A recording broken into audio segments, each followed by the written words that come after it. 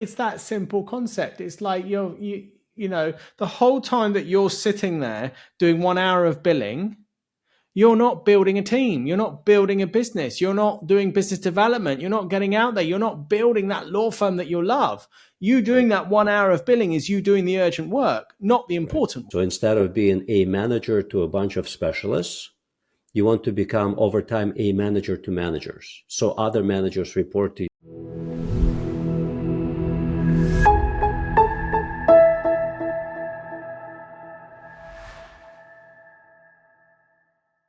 Hi there. I have a small but really meaningful favor to ask you.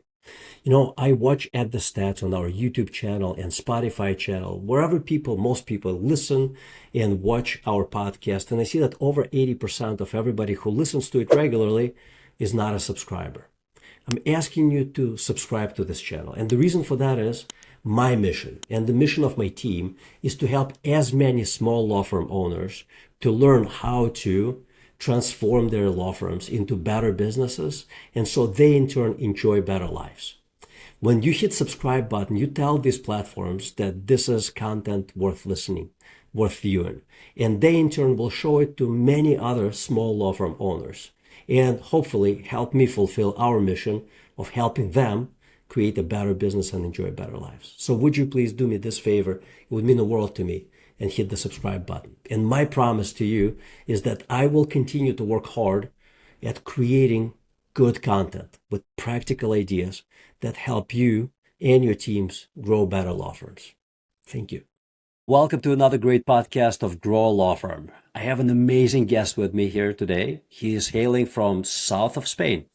Dan Warburton is a law firm growth consultant specializing in profitable delegation.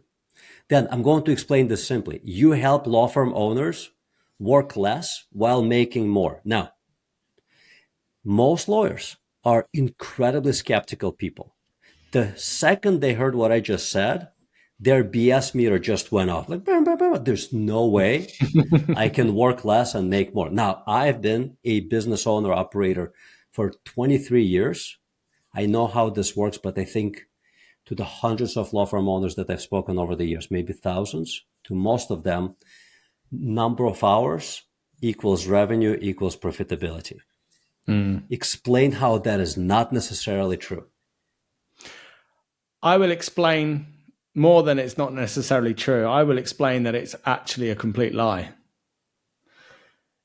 As a human being, you're only able to stay awake a certain amount of hours and work a certain amount of hours. And in that 1 hour that you complete, 1 hour of billing, you can earn, say, let's just keep it simple, $500 for your law firm.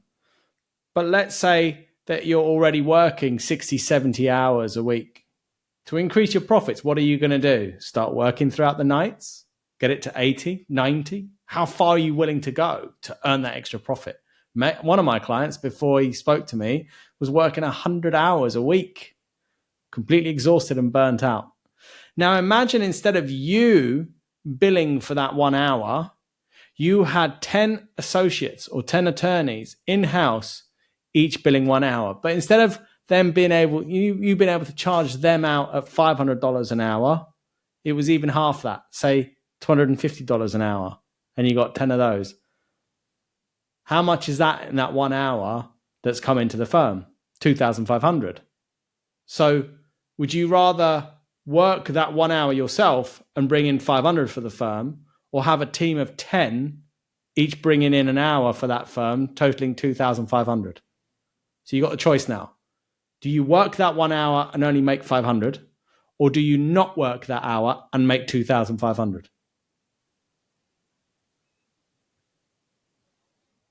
Isn't it that simple? So it is very simple, but your expertise is in profitable delegation. And I think that many, not all, but many law firm owners graduate from doing exclusively billable work. In fact, if you own a law firm, chances are you're wearing multiple hats. Doing billable work is just part of what you do. You also have to do bazillion other things, which is very unfortunate. And this is where it gets really hard to let go of. Really hard to let go of. So let's talk about that. How do you let go of the 17 million different things that anyone as a business owner, law firm owner, etc., stuck doing. Yeah, well, the first thing is, studying the Eisenhower matrix that was featured by Steve Covey in his book, 7 Habits of Highly Effective People, which is where he met this guy called Eisenhower, and based on what he said, created this matrix, which is a quadrant. You've got a square split into quarters. And basically, on the top left, you've got things that are both urgent and important. And those things you have to do straight away.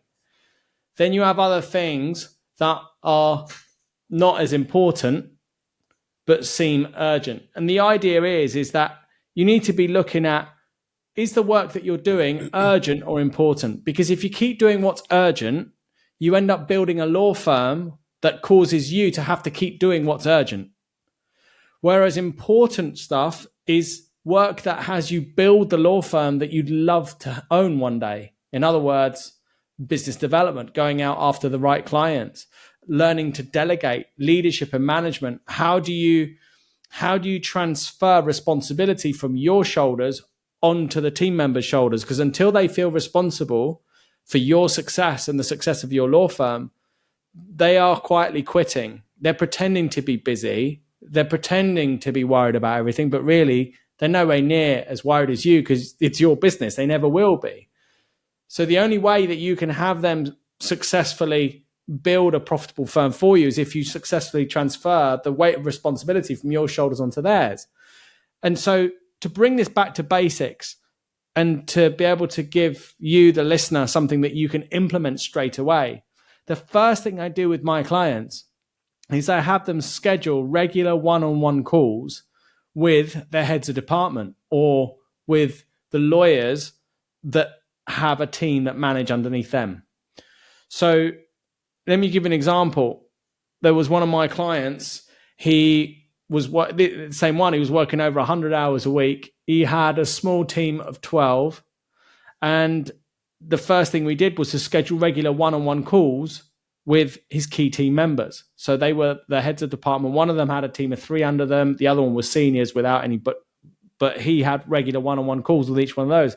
Then the idea was that he was to say to each of them, unless necessary, don't contact me outside of this one-on-one session.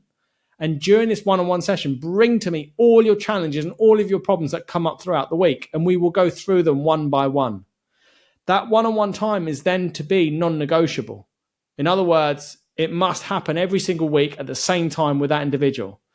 And what my client learned was that in that one-on-one session, having his mobile phone on silent and giving that committed one-on-one time to that senior member, he could show them the processes that he was going through to carry out the higher, more expensive billing that he was carrying out. And at first, it was painful and it's slow, but bit by bit, each individual started to think like him, started to understand the work like him, and he was then able, in that regular one-on-one time, to make clear requests. So the first thing is regular one-on-one meetings. The second thing is then clear requests. Making a clear request includes 3 things. What do you want done needs to be measurable. Number 2, needs to have a time frame agreed. If you ask somebody to do something but you don't agree a deadline, that's not a request, because then you're worried, are they doing it, are they not? Should I text them? Should I call them? And if you've got lots of agreements with everybody but you haven't got a deadline for when things aren't to be done, that leaves you very, very stressed, because you don't have to handle clients or what to say to them either. So what do you want doing? The time frame you want it done by. And finally, has agreement. Both of you, before you end the meeting or the call or move to the next topic, has agreement on exactly what needs to be done and by when.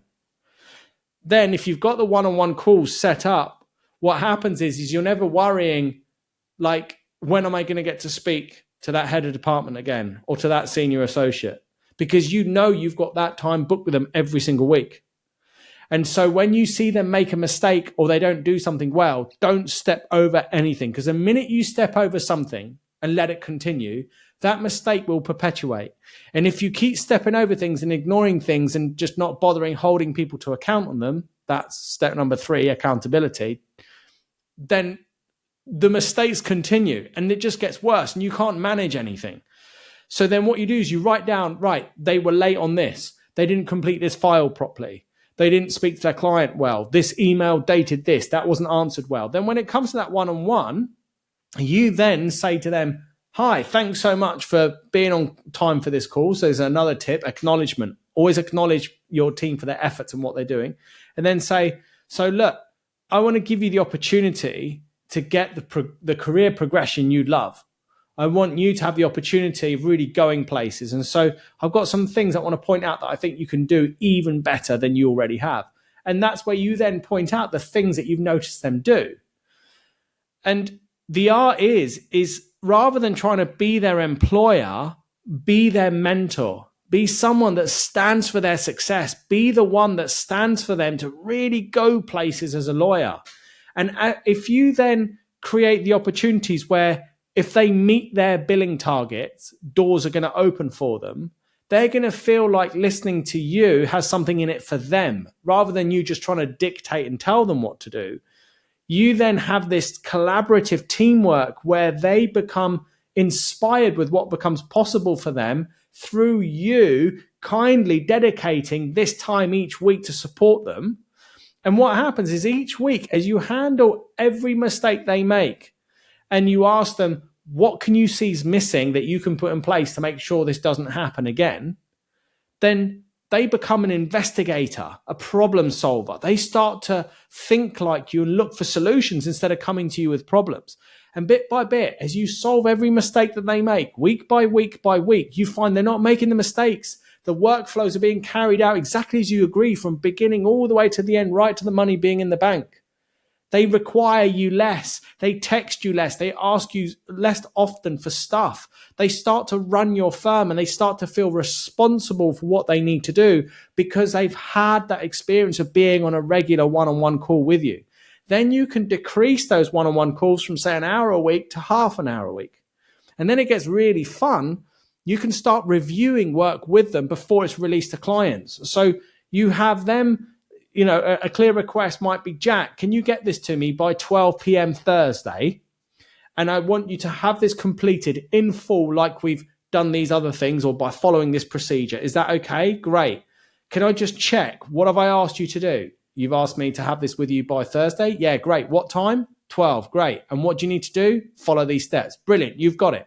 That's a clear request made. Then when it gets to Thursday, 12 p.m., you're not stressing. You're not worried. You just check your emails. Is the work there ready for you to review? If it's not, you can pick up the phone and say, hey, Jack, we had this agreement. If it's there, you can then review it, have a look. First, mark out in red the bits that you want doing and add notes. Save that as a copy. Then go and complete it and then release it to the client if you need to. Or if you've got time and you've got the one-on-one, bring that document up or that work and share your screen. And bit by bit with that senior associate, point out the bits that you've highlighted in red and ask him, why do you think I've highlighted that in red? You see, you're not giving them the answer. You're asking them to tell you what do they see in what you've marked. So you're getting them to think for themselves. Then bit by bit, you amend that document or you amend that piece of work. And if you do that collaboratively with them, they're getting very high level training. And it might seem painful and awkward to do at first. But what happens is the next time they send you that piece of work, you'll find there'll be less mistakes, and you do it again and do it again and do it again. And in the end, they can carry out this work seamlessly. But here's the really fun part. When you know they can deliver work directly to the client without you having to get involved, you can then make a request that they become the gate for all work before it's released to clients from maybe the juniors or the middleweights. So now you've got somebody who you can then make a request of to have one-on-one calls with each of the middleweights and the juniors below them to check their work before it's released to the client and to carry out the same procedure as you have to elevate their performance as a fee earner. So when you put all this together and you make it the whole of your firm be based around mentoring and supporting your colleagues, that's when you start to delegate profitably. That's when you start to have a reliable team that's hitting their hours targets. I say 100 hours each per month is a great target if you've got the classic law firm model. And with that, your time starts to decrease. And then with that free time, you can use that for recruiting, going out to find our new ideal team members. You can spend a little bit more time on somebody that might need a bit more training. You could go out on nice lunches, dinners, business development, go and close massive deals. This whole time, you've got a team of people that's effectively running your firm for you and making you more profitable than you've ever been. That client I was telling you about, after working with me for 6 months, he made over $707,000 clear profit just between him and another partner, and with only going from a team of 12 to 15 in 6 months. What was their profit prior to that for a 6-month period? I can't remember. I just remember substantial lift. Yeah, 89% increase it was. 89% increase. Okay. 89% profit increase in 6 months. Yep. And that's just by carrying out the fundamentals of these procedures that I've just outlined here. Yeah. I am a big fan of what you just laid out. In fact, one of the things that have troubled me for the last 20 some years since I became a business owner, how fast the life is moving in front of our eyes because we do so many things. One of my unofficial mentors taught me that if you want to slow things down, you have to do less. And to do less, you have to find well-qualified people who are going to take over the functions where you do not have a unique ability. Like if you're the one who has the unique ability, you're the only one in your company who can do this, that's what you do. Everything else, other people can do. If they can do it at 80% quality score of what you can accomplish, or better than 80%, you delegate it. And what you talked about is you're training them as a replacement to you. So instead of being a manager to a bunch of specialists, you want to become over time a manager to managers. So other managers report to you. It's a lot easier to work with if you have 5 departments. And the normal business usually has like 5 main departments because there are 5 functions, right? There's marketing, there's sales, there's the service that you provide, there's HR, and then there is leadership/management. So 5 department heads. If you're the CEO of your law firm, you're only working with those 5 people. Now, each one of them may have 6-10 people reporting to them, but you don't talk to all of those specialists. You only work with the managers. But to raise managers, you either have to hire managers or you have to train specialists to become managers. So you talked about training specialists to become managers so that they can replace you, so you can stop doing so damn much, so your life stops moving like it's just one blur, which my life has been like that for many, many years. In fact, until last year, 2023, that was the year when I, for the first time, made a very conscious, humongous effort to fire myself from some key positions that I was in. So my life can start. Like I had up to 13 meetings per day. Many of those went on for an hour plus. So I was that guy who was working 80 plus hours a week. And my wife and I talked about having another baby, and I'm like, no, that can't be. It just cannot continue this way. I'm going to have to make some dramatic changes. And I've hired qualified people. I trained them and they have replaced me. And now I'm down to maybe 4 meetings per day on average, from 10 to 13. And that took approximately 9 months. So what you're saying, been there, done that. It's very doable if you commit to that change. If you don't, you will be tired, ready for retirement, and I'm like, man, where did the last 40 years go? It's all a big blur. I mean, more to the point is law firm owners that don't delegate away their workload end up one day with only either of 2 choices. Do you either keep working such exhausting hours until the day you physically can't because you're just too old, exhausted, or ill and unwell with something, or do you walk away from a law firm that you spent years passionately building? That's it. Or dispassionately building. I've seen a lot of law firm by the end of it. Lost passion. Yeah. Well, yeah, of course. And that there is no other way that I know of other than having other people profitably run the firm for you. So I think the most, and when you look at stats, I think average small law firm size in the United States is something like $500,000-$600,000 in gross revenue, which is about 2 attorneys. So for them, as they may be listening to this, they may be thinking to themselves, I wish this problem was at the top of my list, but it's not. Mm. How do you go through this journey from 500,000? And what you're talking about is probably a law firm, and I'm only using dollars because I'm here, from Mm. 500,000 US dollars to maybe $5 million. Because at $5 million in gross revenue, if you are normally profitable, not exceptionally profitable, but normally profitable, you're doing 20% net profit pre-tax, $1 million. Mm. Your life can be radically different at $5 million than it is at $500,000. But how do you, if you are starting at this 500,000, what are the first few steps you recommend your clients to take to significantly improve their life by working less and actually making more? There's three levels of management and leadership: level 1, 2, and 3. The first level is leading and managing yourself. Mm-hmm. So the difference between leadership and management, the leadership is the inspiration, it's the why you do what you do, it's the motivation, it's the thing that inspired you, that made you want to become a lawyer. It comes out of that. The management is then bringing that ethereal, pie in the sky, crazy, inspired feeling thinking into grounded, consistent, managed action. So the first thing is your own discipline needs to be razor sharp. You need to schedule when you're going to work and when you're not going to work, and what hours you're going to bill and what hours you're not going to bill. And in that, as you said, you need to be including those 5 different departments, including marketing, business development. What were the other departments you were saying there? Intake, operations, HR, and management, like leadership. That's it. And obviously, the less people, the less HR you need. So that's hardly needing anything at first. But the idea is that you schedule what you're going to do when, and you move away from trying to be reactive and rather be proactive.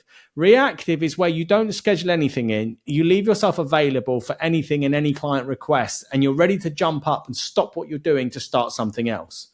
And that just leaves you in this, it's a bit like once you've tripped over the first step of a staircase, that's it. You're falling down the whole staircase and you can never pick yourself back up. Whereas proactive is where you set these very clear boundaries as to when you'll work, when you won't work. And you say to your client, look, I really need this doing by tomorrow. I really need this doing by tomorrow. If they're saying that to you, what you say to them is, I get it and I get your situation, and I am not able to do this until Thursday morning. Can I introduce you to somebody else that I know that can do that for you? So you want to build up an alliance of other people that do the work that you don't do, and they do the work that you do. And so this way, you can always leave that phone call on a good note. And more than likely, whoever you referred that work to should hopefully be referring work back to you. But the point is when you do it this way, you get very organized, and then you can look at your pricing. What can you be charging for what you do? For such clear communication, for such a high professional service that you deliver, how much can you be charging for it? And if you're booked up personally in your law firm for more than a month, then it's time to increase your rates. It's as simple as that. And you want to get to a point Great insight. Yeah, you want to get to a point, I would say, where it depends the work that you do. Some work takes a lot to quote for and to put a price out there. The longer it takes, the less sales you can afford to lose, right? But if you're in a certain sector like conveyancing, for instance, you can give a quote for that quickly.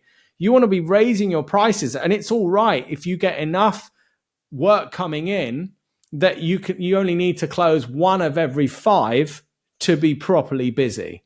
So you can then be charging a lot, get used to more people saying no, but the few that say yes are from really quality clients that pay really good money.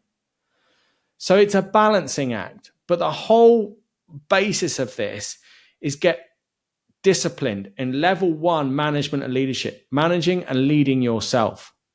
The second level, once you've got that down, you've got yourself really disciplined and organized, is then start leading and managing others. In other words, look at what is the work that you do that's decently profitable, that you know you could get somebody else at least as a middleweight to senior to join you. Don't go employing juniors when you're starting out or at this point. It's the biggest mistake. People think, oh, I'll get a junior because they cost less. But no, you already don't have the time as it is to effectively train and empower somebody. So why the hell would you go taking on a junior when you're already trying to fit these 5 different departments you've covered, right? So go bite the bullet, pay more, look at your numbers. If you're managing to bill 100 hours, right? What would happen if you gave 50 of those hours away to somebody else? How much could you charge them out at? Let's say you're $500 an hour. You could get a senior in and charge $350 an hour. What is 50 times 350? That's your month. That's how much you've got to pay them. Now, if they did those 50 hours, obviously that's then the net revenue that's coming in before expenses. But based on that and the wages that they're going to cost you, you should be very quickly able to see, hang on a minute, I'm going to be profitable, more profitable than I am now, even with just that first hire, if I do this properly, whilst I cut my billing hours in half. You know, it's all about the numbers. If the numbers add up, the numbers don't lie. It doesn't matter whether you feel high or scared or emotional about it. The numbers tell the truth. And if you've got those hours coming in through the door, you know you can get those hours going out through the door with a colleague. And then looking at how much they're going to cost you, it's a no-brainer to then go into and employ that middleweight or senior. And that's the kind of way of thinking and going forward. And then the advanced stage of leadership and management is then leading and managing managers and leaders to manage and lead others. That's the level 3. Brilliant. Starts with self-managing. Yeah. Then managing specialists, and then managing other leaders or managing other managers. And then managing those specialists to manage and lead others. Yeah. So brilliant. I think, and this concept is so incredibly hard to implement for ladies and gentlemen who are used to managing very, very small law firm and doing the job of an attorney, is that if you want to grow a business, a legal business, you need to fire yourself from practicing law as fast as humanly possible. Yeah. What do you mean? What do you mean fire myself from this? This is what I was trained to do. I'm like, but if you want to practice law, you can do so with fewer headaches working for somebody else. You'll probably make adequate amount of money working for someone else, and you will not have those extra headaches. Now, if you decide to build your own law firm, you have to become a CEO of this thing or partner with someone who has the business acumen that would allow them to be the manager of or the CEO of the law firm, and thus allow to build a valuable business. But most lawyers, even very successful lawyers who I've met, and when I say very successful, 20, 30, $40 million annual revenue, they still practice law a little bit. The guys and gals who usually stop practicing law and they're like, I've been done with it for a long time, 100 million plus. And I'm like, any mistakes looking back? And they're like, yeah, I should have quit practicing law way sooner. Yeah. Way sooner. Yeah. But they miss it then. Yeah. It's that simple concept. It's like you know, the whole time that you're sitting there doing 1 hour of billing, you're not building a team. You're not building a business. You're not doing business development. You're not getting out there. You're not building that law firm that you love. You doing that 1 hour of billing is you doing the urgent work, not the important work. And if you keep doing the urgent work, you build a law firm that constantly relies on you to keep doing the urgent work, and you just get stuck in it. I meet many law firm owners that in their 50s and 60s, exhausted, tired, burnt out. And in England, certainly, there's a massive economy of mergers and acquisitions. Why? Because the law firm owners never learn to delegate away their workload. But those that do, like my client I spoke about earlier, his firm went from being back after a year. He then contacted me and he got his firm reevaluated. Before he worked with me, his firm was worth 3.5 million. A year later, it was worth 8.5 million. So in a year, he added 5 million in value to his firm. Now, how did he do that? He did it because the law firm no longer relied on him to keep operating. So to an outside buyer, the firm is now worth so much more. Yeah, that's another brilliant insight. And again, for most people, so hard to wrap their minds around it. And once they do, so hard to make this transition from being a specialist to being the top manager in the firm, because no I training, call different it, mindset. yeah, I call it, you can either be a technician or you can be a business owner. And Yeah. most are stuck being a technician in their law firm instead of an owner of the business. So their law firm continually relies on them to be a technician, to be a doer, instead Yeah. of being an owner, an orchestrator, a leader. This is such an important concept, and here's why. Moments ago, you mentioned that in UK, there's a lot of M&A activity in the legal space. Unlike US, there's not very much of M&A activity Really? in the legal space. However, there is one state that already got deregulated, meaning a non-lawyer can now own and operate a law firm. I've heard Another this. state is going through similar deregulation. So what's going to happen in the next 5, 10, 15, 20 years? The legal industry is going to go through very similar change as the healthcare industry went through here in the United States. I told you earlier, I moved to US 30 years ago. 30 years ago, vast majority of doctors were private practitioners. Today, I don't know what the numbers are, but I believe private practice are now in the minority, and most doctors are hospitalists, as in they're within a hospital network. They may look like they have an independent office with a bunch of other doctors, but the logo that's above the door is of a hospital network. They're now part of the hospital.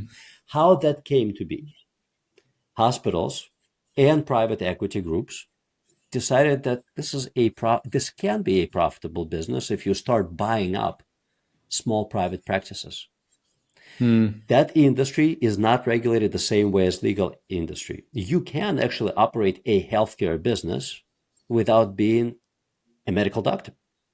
You cannot, in 49 states, as of today, we're recording this early 2024, you cannot own and operate a law firm if you're not a lawyer in 49 out of 50 states. Once that changes, me being a business guy, if I have a backing of a private equity company, I understand through and through how law firms operate. What am I going to do?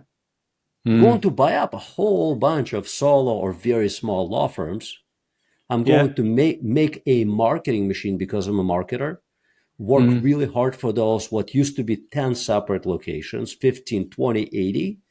And I'm going to start dominating those spaces, and I start dominating those geographical markets, and I can buy more and more and more and more of them. By the way, the reason why I will be able to buy more and more and more, and I'm not saying this is what I'm going to do, but other private equities, and I'm not a private equity, but maybe one day I will be, they will do it because the bigger they get in each geographical market, the harder they're going to squeeze on those that are still private practitioners. Yeah. The harder they squeeze, the harder they push on those, the easier it will be for those who are in private practice to say yes to selling themselves to those larger entities now. That Yeah, change right. is coming. We just don't know the timing of it. It could be 5 years. It can be 10 years. It can be 20 years. If you are listening to this and you're in your 40s, the probability that you're going to see this seismic change is very high. If you're in Yeah. your 60s, probably not. It's just that. So everything that you said, creating the most valuable law firm, I always think of it like go big. Go big as early as possible, and you Yeah. have to delegate and you have to build out a team. And Yeah. when you do, you will become either a very juicy acquisition target, as in you can sell your thing and go Yeah. retire, or build another That's one it. in a different state. Yeah. Or your wall around your law firm will get so high and so strong that they will not be able to push you around because you will own a part of the market share. That's it. That's That's it. coming. It's coming. Yeah, nice. Yeah, I like the way Yeah. you think. Yeah. Because it's happened before. It's very foreseeable. Yeah. Very Yeah, I foreseeable. can see you've seen that happen around you before. Yeah, with Oh, the a good friend of mine built an HVAC company, so heating and air conditioning company. And as they were building it, private equity firms were rolling into that market. Right. And he was a very attractive target for acquisition, very attractive. And they came to him and they made him an offer that he couldn't refuse. And that offer was very simple. They're like, listen, we're buying up everyone around you. You can join us. You can compete against us. By the way, if you join us on our terms, we're going to make those terms very lucrative. And you're going to continue to own just a much smaller piece of a larger pie because we're going to give you a share in the entire private equity company. It's called second bite at the apple. And he was like, how much are you going to give me? They gave him a ton, millions. And he only built it. It took him like 5 or 7 years to get there. And they're like, we're going to give you millions. We're going to give you earnout. You're going to be here for 3 years. We're going to pay you salary. It's going to be substantial and bonus for growing this thing even faster. Now with our resources, not your resources, our resources. Yeah. And should you choose to stay with us past 3 years, we're going to make it incredibly lucrative for you also. And the guy's like, this is a no-lose for me. The only way I can lose is to say no. Yeah. Because then he would start losing. He surely said yes. Healthcare, same thing happened. Plumbing companies, so many service businesses. And law firms are just another service business. Yeah, of course. It's going to happen whether we like it or hate it. It's going to happen. You can accept the change and roll with it, or you can fight against it. But it's like, I don't know what it was called in Britain, but here we used to have yellow pages, phone books. Yeah. Now, a lot of people stuck to those phone books advertising through 2010s. Lost a lot of momentum. Their competitors would overtake them because they went the internet route. The problem is with a competitor being able to come in and buy a law firm is that they often can't if the law firm still relies so much on the law firm owner. 100%. You know? And nobody wants to buy you. Nobody wants to buy it. Mm-hmm. So even if that opportunity came along to you as a law firm owner and you hadn't learned to delegate away your workload profitably to the team, at least 50% of it, you're going to be in that situation where you can only work yourself until the day you die from exhaustion or walk away from something you spent years building. 100%. And this is why there's very, very little M&A activity in the U.S. market across law firms. Because what are you going to buy? A desk? A computer? A bookcase? That's it. You don't have anything to buy. But it's funny in England, who's been operating it. But then in England, there is a lot of M&A because the law firm owners haven't delegated away their workload. So they've got lots of returning clients. They've got a good name for themselves, but the law firm owner doesn't know what to do next. He's too old. He wants to stop, but he doesn't know how to stop. But that has to be like a very specific, either a generalist lawyer who does a lot of different practice areas. And in US, that is not common anymore. Right.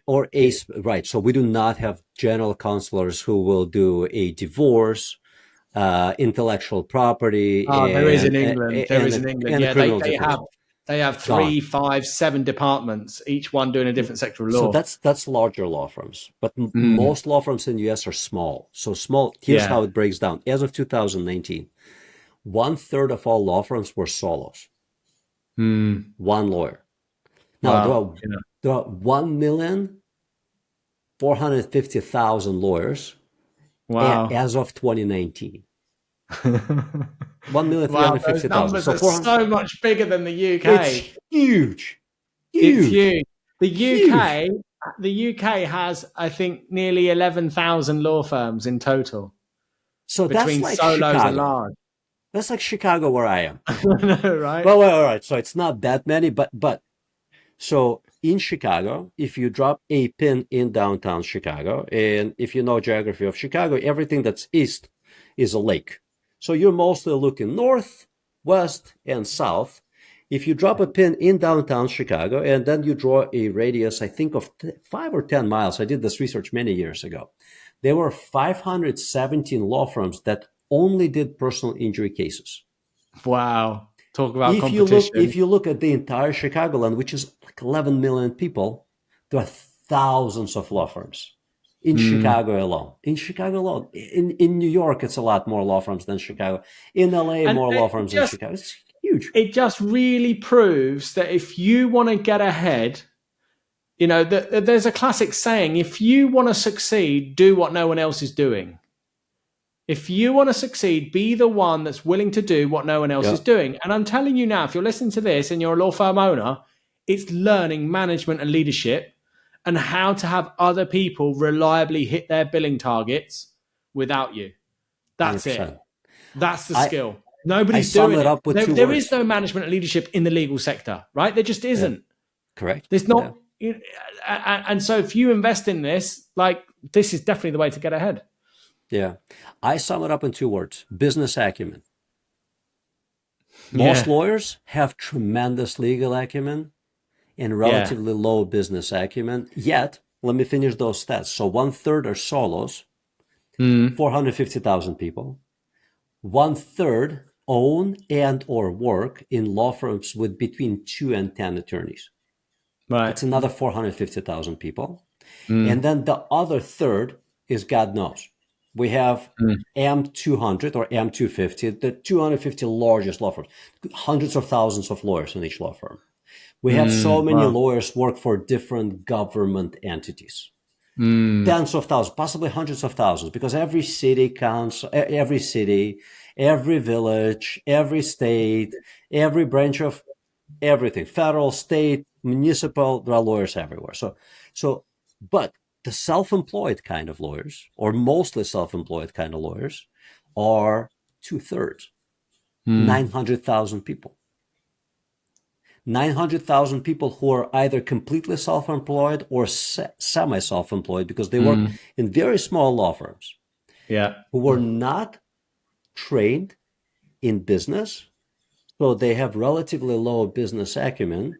And because of that, despite their brilliant minds, the potential to make money is here and to be successful is here, but the reality is usually somewhere around here. Yeah. There's, because at no stage in training to be a lawyer or being an associate, an attorney, to then becoming a partner, and even whilst a time as a partner, as a law firm owner, is anyone in the legal sector ever taught leadership and management. Well, correct. But if you think about most professional licensees, right, like nobody teaches business, right? If you're a doctor, you're not taught business. Yeah, I mean, you could call it business. I call it leadership and management. Sure. It's the ability to talk to human beings and to think creatively to solve problems, and then have those other human beings go and carry out or solve those problems. And the thing I found is when I speak about leadership and management within the legal sector, it's very difficult for me to explain what it is or what it makes possible. A lawyer can think they know what it is and have an idea of what they is, but if they just strike it off as, oh, it's just that, if that's how you feel about it, then you haven't got it. Because leadership and management, once you understand how to skillfully guide others to operate in a way that's highly profitable, it's like opening an invisible door that's in front of you. I'm telling you now, It's like an invisible door. You think you know it, you think you understand it, and you've probably dismissed this. And maybe this might be the 10th time in 20 years where you've heard somebody say leadership and management, and now you're starting to think, maybe I should look at this again. Well, I'm telling you, it's like an invisible door that once you get it, it's like opening this door with a pathway to a completely new future of extraordinary success, more profit than you've ever earned, whilst having a better quality of lifestyle than you've ever had at the same time. It's just magic. It really is. Brilliant words. I hope that they do not fall on deaf ears, but sometimes you need to hear them tens of times. Not 10 we times, need to but be tens ready. of times before we're like, we need to be ready, right? I'm sick and tired of this shit. I'm going to turn my life around, and here's how I'm going to do it, right? That's it, yeah. So the blueprint, some part of the blueprints, self-leadership. Without self-leadership, you do not need to worry about leadership of others or leadership of managers, right? Yeah. So you have to if start you're disorganized, if your technology isn't up to date and you're not managing and leading yourself well, you can never do that for anybody else. And to really cut to it, what does that mean? It means doing and being how you say and do. So if you say you're going to be there at 9 p.m., you are there at 9 p.m. If you say you're going to have a file with somebody 4 p.m., you have it with them by 4 p.m. You do exactly as you speak out of your mouth. Only then have you got the ability to make an agreement with somebody for them to have something done for you by 4 p.m. and you have the right to hold them to account. You don't have the right to hold anybody to account until you are being your word first. That's point number one. That's the grounding of basic leadership management level one. And would you say that the second point is focusing your time on important but non-urgent activities from Stephen Covey's book of 7 Habits? Yeah, that's a tip there. Focus, work out what is urgent versus important. What is urgent has you meet immediate demands for clients and things like that. But you can see that if you focus on that and only do that, you're only ever going to create a business or a firm that causes you to have to keep spinning around and around and around doing what is urgent. Yep. Make sure you're scheduling what is important as well and make that non-negotiable. Well, absolutely. Important but not urgent. Important but not urgent. Yes. That's the big one. So I can tell you, this was the big change that I made last year. I no longer have anything on my calendar that's urgent. Yeah, wow. Not a single meeting. There's like, I can look back. My calendar is mapped out and color coded for different departments because I do talk to people in my different departments. Not a single urgent meeting. Just doesn't happen. My phone. But by the way, here's how, like, if as you're listening to this, imagine the future, if this is not your current future, where your employees don't call you. They don't email you. They rarely Slack you. Like, my team rarely Slacks me. Your calendar is well organized. Everything that I do is budgeted on the calendar. And my calendar is usually about 40, 50% pre-budgeted a week in advance. I know what's coming. There's not going to be an urgent meeting there. But it seriously took me 22 years of being a business owner operator to get to the point where I got sick and tired of what I was doing. And I was like, I'm firing myself. By the way, confirming everything that you said, the main premise there, we are more profitable now that I fired myself from busy work. Yeah. But by the way, I didn't start with a small team. Here we have 60 plus people. And by firing myself from busy work, we yet became even more profitable. Yeah. Yeah. Well, you would do, because you're then there and available to lead and advise and guide everyone in how to elevate their performance and elevate their operations. Now I have time to think about bigger problems. Yeah, absolutely. Like, what's industry we're moving into? Who are the clients to go for now? What do we want to become known for in the industry? All these things you get time to actually focus on. Yeah, good on you. It's amazing when you get that freedom. In fact, my partner is working, and I am not there yet, but my partner is working on working 3 days a week instead of 5. The 2 other days, they're actually blocked out. And although they look like 3 days, that's the thinking time. It's the thinking time where you, on purpose, get out of your office. You're not looking at the monitor. You're not having a meeting. You're walking around the block and you're thinking. Nice. You're walking around the block and you're thinking. And you can keep on walking the whole day. And because your mind is not distracted by daily tasks, you will find those bigger problems to solve. And you will find those solutions. Obviously, you may have a question along the way and you'll call someone and be like, hey, I got a question about this. As you're trying to process a thought, a solution to a problem you had. Like, my partner and I would do this from time to time. And it's incredibly effective. I just didn't get there yet. He already kind of sort of did. His Tuesdays and Thursdays, you look at his calendar, they're just blacked out. Thinking days. He'll still cheat and he'll take a meeting here and there. He will. But one day he is going to be completely free of distractions 2 days a week. And people may think like, wow, that's like, your employees will think that that's unfair. Like, why does the guy only work 3 days a week? But we learned this from Japanese management methodology, where the most valuable time in a Japanese corporation for a manager is when they stare out the window. So in certain corporations, you have to have a time block of 90 minutes per day when you just do this. You just look out the window. You're not allowed to look at your laptop computer.